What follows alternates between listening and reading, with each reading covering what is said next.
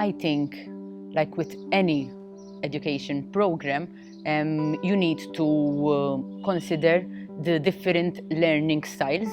So you need, irrelevant whether they are young children, youth, or adults, you need to consider all the learning styles. But focusing mainly on teachers, I think we need to view teachers or consider teachers. The program needs to cater for teachers as an individual, teacher as a person in society, and teacher as an educator. Because first we need to somehow instill the values and the skills of ESD as an individual, because then the teacher, in whatever the skills and the values that the teacher as a person, as an individual, they gain, they will transfer it to the students as an educator. So I think we need to view the teacher as an individual in society, and as an educator, and also make the program as relevant as possible to the teachers. I think it's a program that it incorporated all the three pillars of sustainability, which unfortunately usually programs tend to only focus, when they hear sustainability, it tends to focus on the environment pillar. But this program, it involved all the three pillars. It included well-being, poverty, the social aspect, and it also included the economy as not just the part of enriching life. So it's like there's more to it. I think something maybe that would have been something to think about, also to include the pillar of culture, which is something new, and that would be something to add on. But I think as a program, it was great to have included all the three pillars, and also it included the local with the global. Because I mean, if we just think about the local without thinking the global, we're leaving a gap there. So I think in that sense, it was a very holistic program.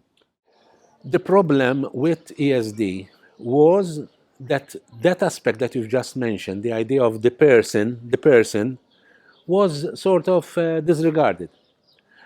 Because the model was the model concerning education was more structured on an economic model, where you're part of a machine, you're expected to do A, B, C, that's it. If you can't do it, we'll replace you by someone else who can do A, B, C.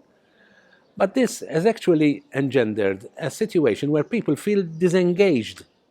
You're not part of the whole, you're part of a small bit of the whole thing. And even your responsibility is not towards the whole thing, but just to your bit. For example, is there a particular way of living sustainably? No. It all depends on the realities of the person. So, and that is the challenge of an educator, that your focus is not on the subject, not on the team, but on the person. How do you make this person sustainable, in the sense, help him to sort of bring together action, what we mentioned earlier, action and your beliefs. And that's the most important aspect of ESD.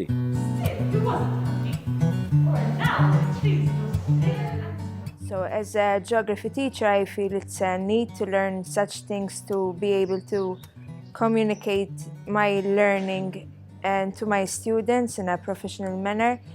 And students learn by seeing your behavior, your attitude. So if I learn more, and I'll be able to incorporate in my pedagogy and get the message across to my students in the long term, and hopefully I help them feel part of our world and help them feel responsible to bring about change and be happy to be part of this world. And some of the students tell me, for example, when I grow older, I want to leave Malta, and that's a shame, because we should be proud of what we have in Malta. The problem is that it's not always our decisions that are causing problems in Malta, but at least we appreciate the biodiversity that we have locally and feel the need to protect it. Having teachers from different countries, I mean, teachers are, they're experts in what they do. So as an individual, as an adult, and as an expert in teaching, they brought their own expertise, their own knowledge and experiences to share with the rest. And so it's connecting with different places, literally, what's going on in different places around the world. Because as you were saying, sometimes we tend to just focus on what's going on here. And when you just focus on one place, it's good because it's relevant. But you're also limiting the learning, in a sense. There are times when you actually need more cross-fertilization of ideas, in the sense that you need to see how things are done by other people. You know what I mean? Just to get your creativity going. But it's much more important for a country as small as ours, where by default we tend to be insular. And ideas, if they are not cross-fertilized by ideas from other nations, we tend to, halt within a particular paradigm. I think that these transnational events have a very positive input on that level, creating different perspectives. But also, it also gives you the idea that you're not alone, because at times teaching can be an you feel isolated, you're the king of your class and that's it. But then that's it, the idea of actually meeting other people, it extends the field of your community. You feel part of a larger community working at least towards the same goal.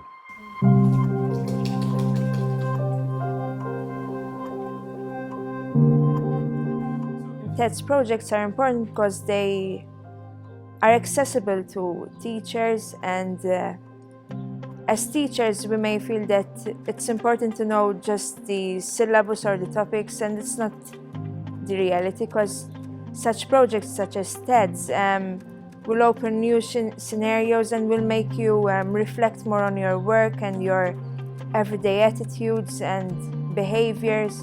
For example, one of the questions in this course was to reflect on how much waste you produce as an individual. So that makes you think, I may think that I'm being environmentally responsible, but I can do much better.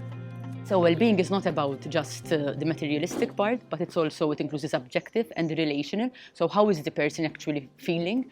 Are they content?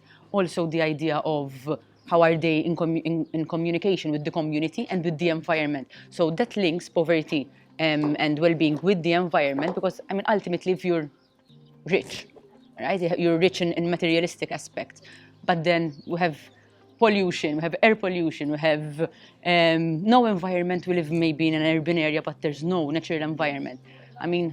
What about the other? How are you content and happy in that? And also the health. If you're rich, but health-wise you're not 100% healthy. We need to see the holistic perspective. And also, automatically, when we think about environment, natural resources, poverty, and well-being, it's very connected in terms of climate change, for example. Climate change, it's a factor that hopefully, and nowadays it's given much importance, but I don't think we're just touching the surface, but we're not actually implementing enough to fight climate change. And we're seeing a lot of migrants which are forced to flee and end up being very poor, because if you're forced to flee your home, you don't take all your belongings, you just leave because of climate change. The major issue with ESD is that it goes beyond just knowledge. It's not knowing about the environment and sustainability issues, but it's a way of empowering learners. I think that is the most critical aspect of ESD. And obviously, TEDS has addressed this particular issue, in the sense that it's not just getting knowledge across, because that is quite easy nowadays. You just Google whatever you want to know about and it's available.